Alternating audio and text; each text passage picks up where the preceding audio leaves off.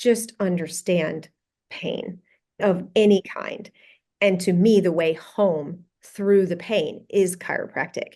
But I've got to walk into their situation alongside. So, really getting empathetic and aware of what your particular avatar suffers with and learning how to walk into that with them so that you can lead them back out of it.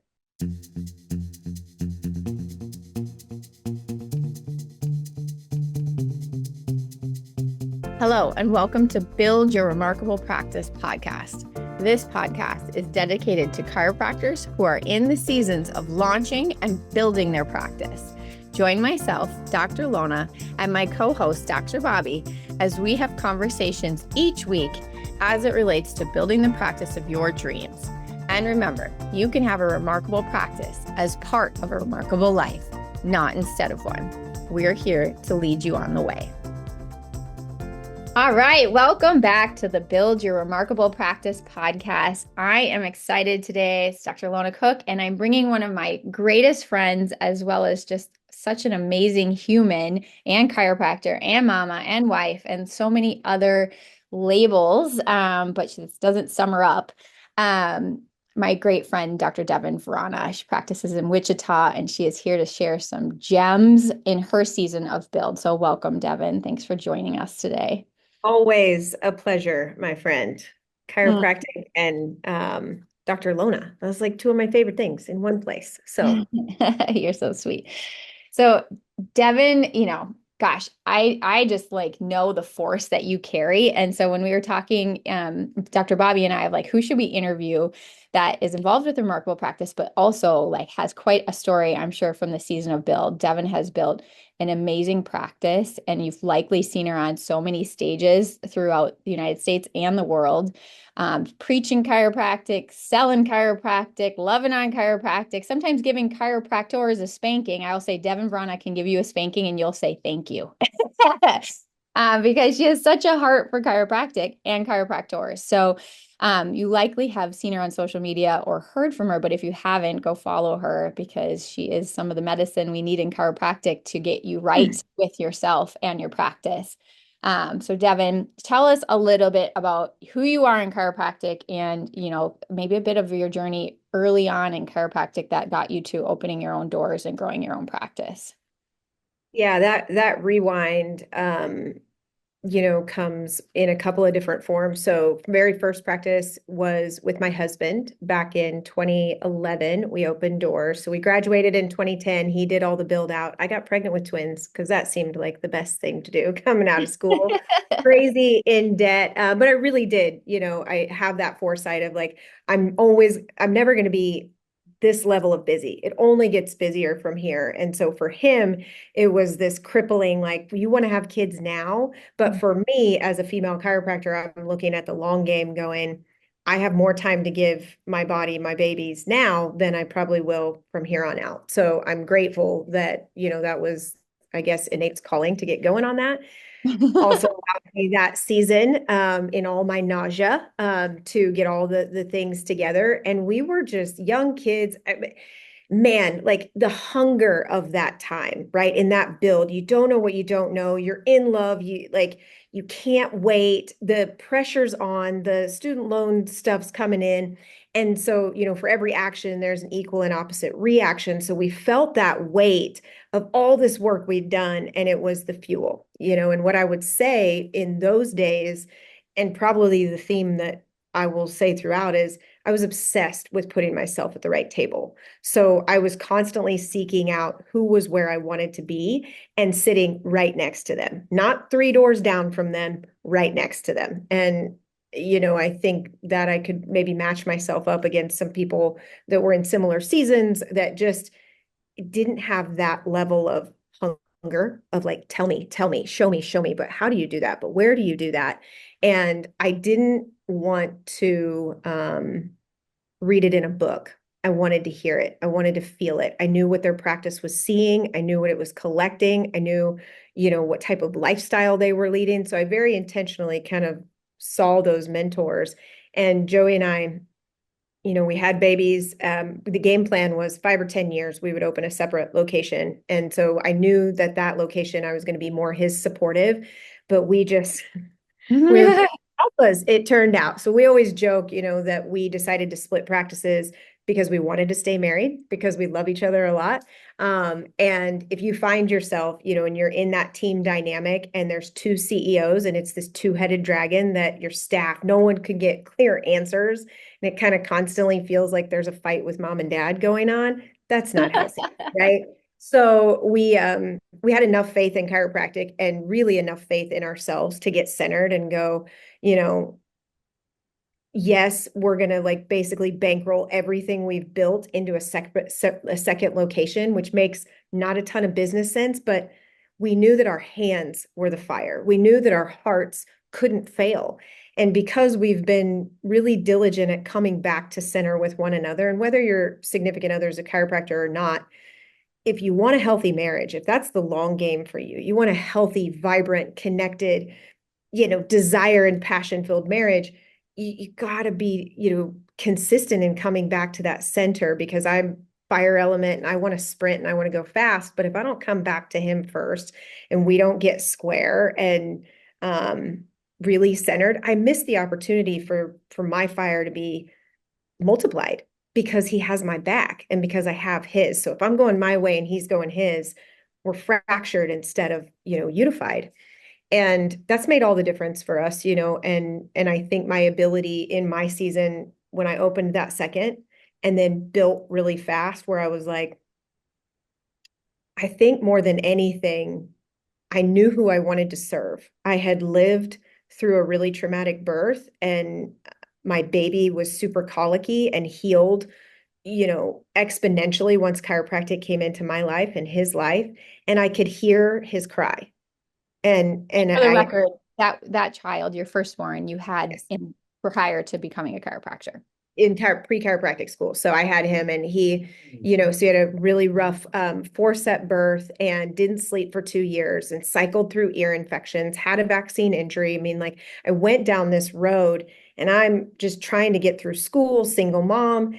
And I mean, I was a year into chiropractic school before chiropractors said, you should get him checked.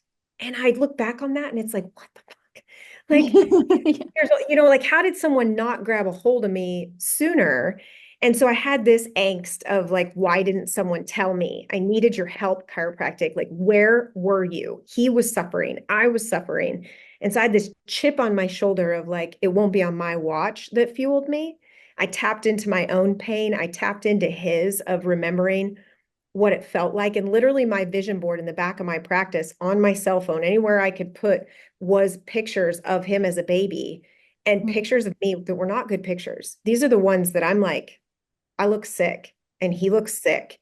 And it just became the mission. And then as different life things happened, and my uncle was diagnosed with a brain tumor and passed away very suddenly, and my mom was diagnosed with cancer and passed away relatively fast.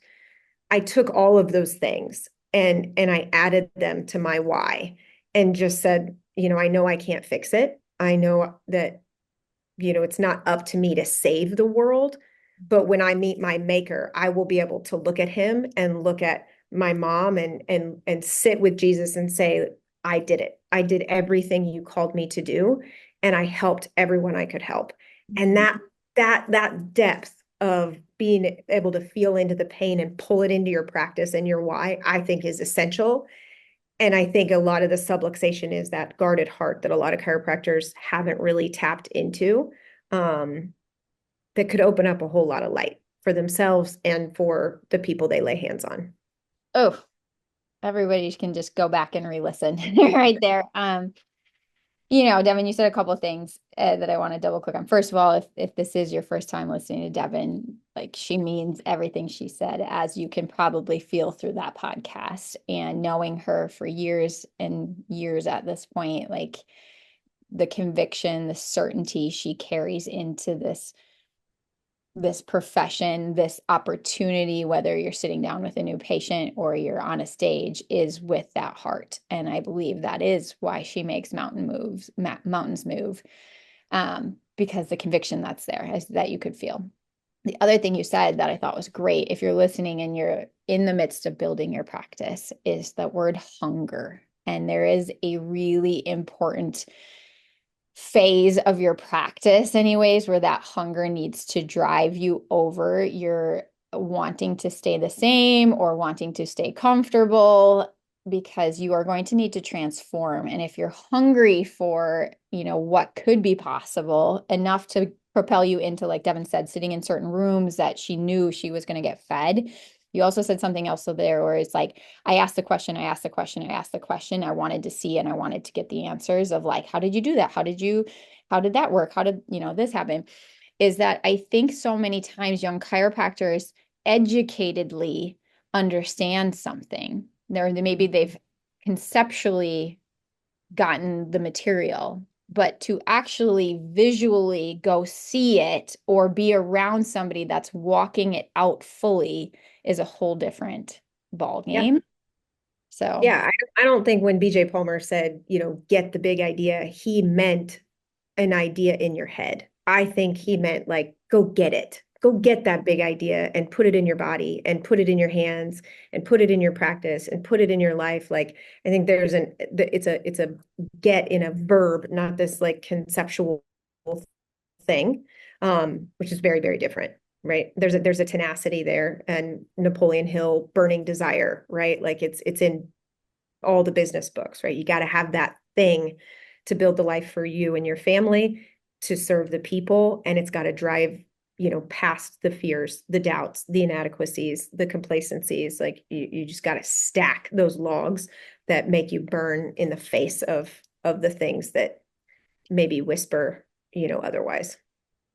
and Devin, what if someone's listening and they're like, okay, I see how she used some of these like gut-wrenching things to help build her conviction of like, I could do more, or I could say something, or I could help other people from suffering this much.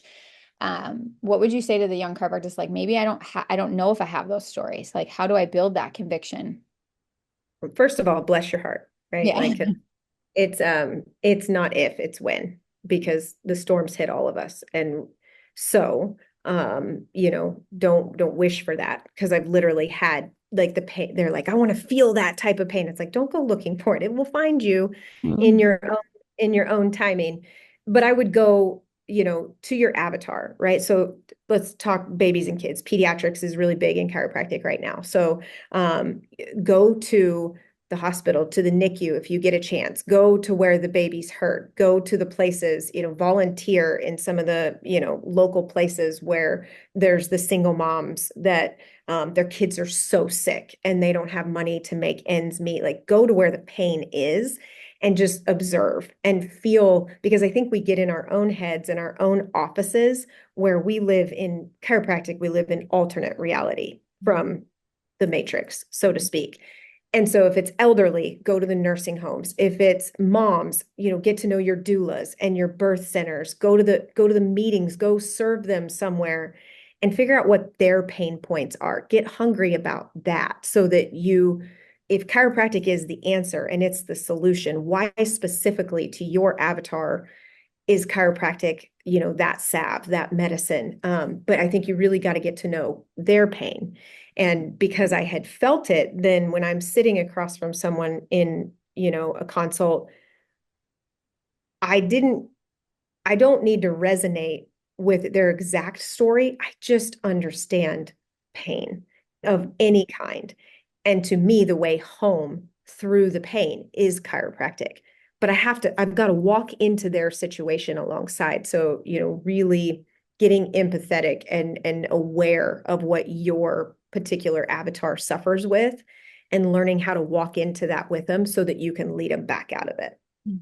So good. And in TRP, when we were talking about that process of meeting the new patient and bringing them through like a day one process, a day two process, we say it's an emotional time. And part of it is like they made the effort to make the appointment and show up. And now it's our job to connect, which is what Devin is just offering, is like connection is not just I listened. It is, yes, of course I listened, but did I feel, did I see, what didn't I hear? All these things that allow you then to be like, okay, that's part of the conviction, is also not just like I'm certain about chiropractic, but I'm certain that like you're in the right place. I felt you. And now let me give you the good news of what we do next, you know? Yeah, and I mean the power potential in TRP and what I love as I'm watching those with the team is like that I love watching the CAs go, oh, like in the beginning it's 80% them. We actually like if you've ever had a headache, if you've ever had a broken bone, you have a toothache, if the dentist is like talking to you about BJ Palmer or the history of chiropractic or how you can heal anything, I literally would probably walk out of there if I was in like an acute need like that. But if they're centered and they're just listening and they just see me and they just say, and they take it seriously. I think sometimes we get too excited. And this I would say to the build people, because in the beginning I was like overly confident. I'm like, I got you. Like, this is it. Let's jump in. But I was Yes. too high.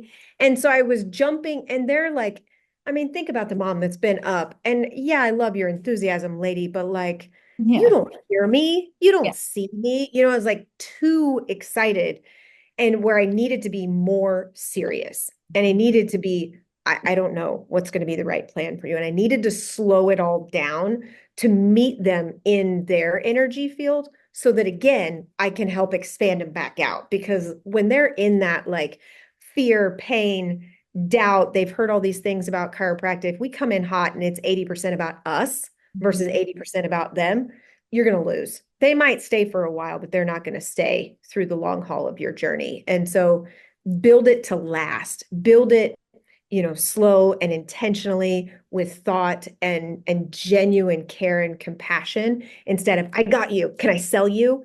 Because that won't last. It'll burn out. And your churn is just going to wear you out in the long run. Mm. So much gold there too. Yeah.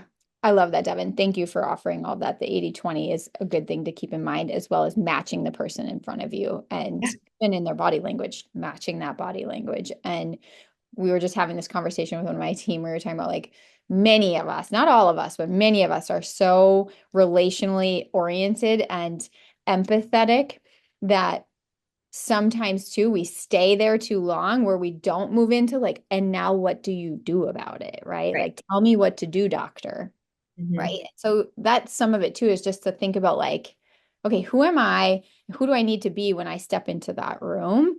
Just like Devin offered, like, is it about me or is it about them? Right. And what's my mindset walking in here? Because they're trusting you based off of the certainty and conviction that you carry into that room. And the ability to grab the gears comes with time, right? But in the beginning, this is where training is essential. So, when maybe I had 20 people on the books and my goal is to see 100, like we would literally do 80. We would take our little cards that we had and we would walk the steps of 80 visits. And at the time, I think I was really into Sons of Anarchy. So we had like the whole cast of Sons of Anarchy coming in. Jax, come right in, like so we made it fun. So it wasn't this tedious thing. I remember laughing with the team and it was like, but we were hungry, but we were also training our nervous systems to like do the steps so that my body knew the steps of a daily visit. My body knew the steps of a day one, a day two, so that like my heart and soul could be fully present because my mind was like, I trained my machine, I trained my animal to walk the steps. So it knew what to do at the pace I wanted to move. And I did that to 100. I did that to 200. I did that to 400.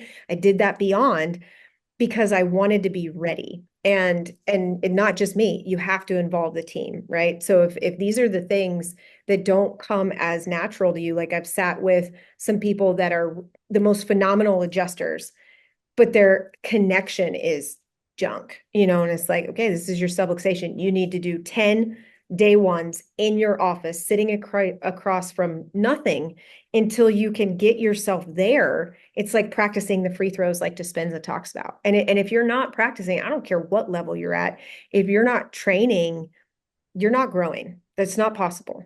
So, I mean, I think no, that we never get out of this one. This one is, we're committed to as long as you're in practice, you're going to be training at some level. Yeah. And in life, you're not growing unless you're expanding that container. So good. Yes. Okay, so if you think back on some of those things, you said like I'm adjusting invisible bodies or the Sons of Anarchy. And like you, a mentor gave me that. And I remember thinking like, this is the stuff that nobody does, right? Right. Because it's effort, right? and discipline. What were some of those other pieces that were things like that that stand out in your mind that was like when I was volumetrically growing, like Mhm. to a point where it was all on me, but I wanted to push my own container? What were some of the things that stood out? So when we hit, so up to 100, like this advice changed my life. I'm somebody who's naturally busy, right? I got lots of ideas. I want to try 15 different things.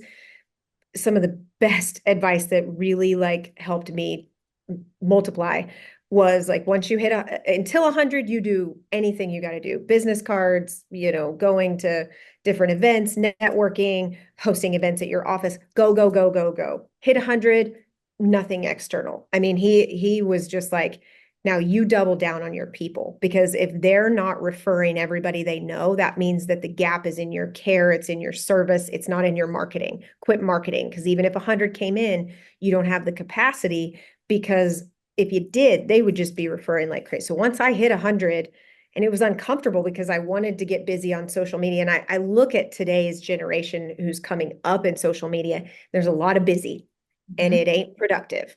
And I love your logos and I love your pictures and your reels are Mhm. great.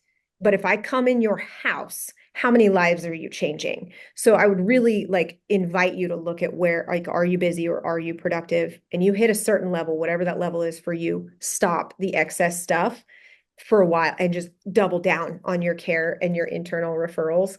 Um, second to that, Or I left guess. people to do them, right? Like, or hire someone else to do it. Yeah, So, eventually. Yeah, you got it. I mean, if you chase two rabbits, you catch none. So if I'm playing this marketing game, then I'm not playing the caregiver game. And I want to play the caregiver game and then hire the marketing or hire another set of hands if marketing is really my calling. But when you're in build, the tiny fractures that you do unto yourself can cost you hundreds of visits and thousands of dollars. And so I surrounded myself with people, and I'm really grateful in the beginning that it was very lean overhead. It was, less is more. All of my money did not go to marketing. This is probably the second thing, is like the put yourself at the table thing. I was always at something, always, where it's like, what could I go, is it Cal Jam? Is it, what within that group? And I went straight to the ones that were like, they were living the life, they had the practices, I knew it, and then can I come shadow your practice? Because I can't, again, I need to see it. I need to feel the tone. I took my staff everywhere. So it wasn't just about me. It was like, no, energy bus. I can't just come back on fire and you look at me like, cool, good for you. Like, no, where we go one, like and you can see the difference in my seasons of practice when I was doing that really well and when I kind of went out on my own. It gets harder to bring it home and root it down. So then you're just what my mentor would call a motivated idiot, where it's like, yeah. great, do any good. So really limiting your busyness and making those travels is stretching yourself. So I'm talking like I spent lots of money on big traps. So it's like when he would plan this was Pinnacle, Steve Hayes, when he would plan something in New York City at, the Waldorf. And I'm like, in my mind, all of my stories came up. But every time I was given an opportunity to stretch past that and leverage all my chips into it, even when I couldn't afford it, the universe proved to me over. I mean, when you get an opportunity to stretch financially, mindset wise, experience wise, and then I would push yourself past the brink to prove that the universe has got your back and that it backfills because it multiplied every time. Mhm. Yeah, same. And I think you said something else there. You were intentionally bringing your team with Yeah. you, which a lot of chiropractors that I've noticed like kind of have, I'll just say like ass backwards thinking on that, where it's like, oh, well, if I bring everyone, it's going to cost me $8,000 or $6,000 or whatever cost me, right? Versus like, this is an investment in the potentiality of what this practice is going to produce because they are now more rooted, more grounded, more focused, et cetera, right? So this is And it's not your money.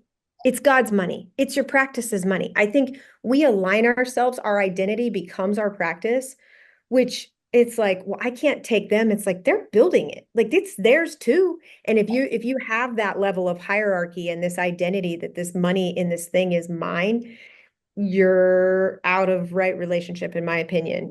Like you got to pay yourself as a doctor and take disbursements maybe as a CEO, but then the money in the kitty, so to speak, is what God's abundance is giving you to spend back into the machine so it's the golden goose, right? It's just like you got to love on it so that it can love you back. Mhm. Um, which I think takes, you know, overcoming your own money mindset issues, because that was big. I mean, that's the first decade of my professional career, is breaking down walls inside my own mind. So good. So good. All right, Devin, there's so many gold nuggets here that you've already shared us. But if you think about looking back now you're scaling, you've got more doctors. Like, what would you share with your younger self in like that season of build, knowing now what you know coming into like adding more doctors into the practice? Is there a lesson you would share with yourself? You know, and this is where TRP has just been such a like an amazing and painful in a good way experience, because it always comes back to vision, right? So work on your manual, work on your SOPs. In a day of AI, if you make a list of all of your procedures and you turn on Loom a couple times a week, it kind of goes back to what I said about kids. You're never going to be less busy. There's always going to be more on your plate. So the more you can get in there, so that when you're ready to bring on another doctor, or if a CA that's been with you for a really long time decides she's going to go a different way in life, or, mine's it's staying home with her kids now, that was a huge hit, because I didn't, it was personality based, personality on me, personality on her, versus building these systems that go with your vision to where it's replicatable. You build it strong first. I built it fast first, Mhm. and then I had to come back and build it strong. Mhm. I'm grateful because I know how to get back to fast. I know it's possible, but I wish that I would have been more diligent in building it strong systems wise, and that I did see it as this entity that could breathe without me, right? And I think that just comes back to the foresight. I don't think enough chiropractors, probably out of either someone not letting them know that it's a possibility, or not enough time, whatever it is, like they don't spend enough time in the vision. I'm talking 10, 15, 20-year vision. And we're so here and now, which is our gift, because we are super rooted in the now moment, which is so powerful, but we're not thinking, So it took me losing my mom, having a second set of twins with an emergency C-section at the tail end of that, and a Blue Cross audit. I mean, it took a year that almost killed me to slow me down out of fast and into, I don't want to do it like this forever, I don't want it to take other chiropractors going through pain like that, because I don't, it just doesn't have to get there. You can do it different. Mm, so good. Devin, you're such a breath of fresh air amongst like a revive for so many people that maybe are like, okay, like I know that I'm feeling some of this pain right now, and I maybe could actually use this to help me instead of being the thing that stops me in my tracks. And I think if you're listening to this, you can relate. Also, if you can ever go and hear Devin speak for any length of time and bring your team for the record, it's fantastic. So, Devin, thank you for your pearls of wisdom today. Is there anything you want to leave the tribe with as we close? Yeah, I mean, I've done it multiple times, and it's you that said, "Hey, you should come to TRP. Hey, you should come to TRP." And I think you said it for months before I was finally like, "Okay, you're a good friend. I'll do it." I remember signing up, getting in the vault, seeing all the information, and being like, "I don't have time for this. I'm going to give it a month because I love Lona, and then I'm quitting out of here." Because I can do it, and I think I can. I think I can. I think I can. I can do it all by myself. And if we as chiropractors can one by one get rid of that story and start trying to go together and expanding each other, I mean, the entire field for humanity changes. So I think we got to stop playing the I think I can game and get together and have each other's back and hold each other to higher standards. And I'm grateful that a friend and TRP came in my life when it did. And so I guess my call is to, those wild hearts, those, I can do it by myself, the go-getters that have that mentality. There's more. there's more out there, there's more in here, and you can only really get there being in a really powerful community. So just don't try to do it all by yourself. Wise words. All right. Find her on social media, follow her up. Obviously, share this podcast with any of your chiro friends that need to hear that too, because she dropped some major nuggets there. And we will see you guys on the next Remarkable podcast. We'll see you then. Thanks for listening to this episode of Build Your Remarkable Practice podcast. Remember, what the world needs now is chiropractic, and what chiropractic needs now is more successful chiropractors. If you like the podcast, please subscribe, share with your friends, and leave us a review. And if you'd like to connect with us personally, please click the links in the show notes to schedule a call.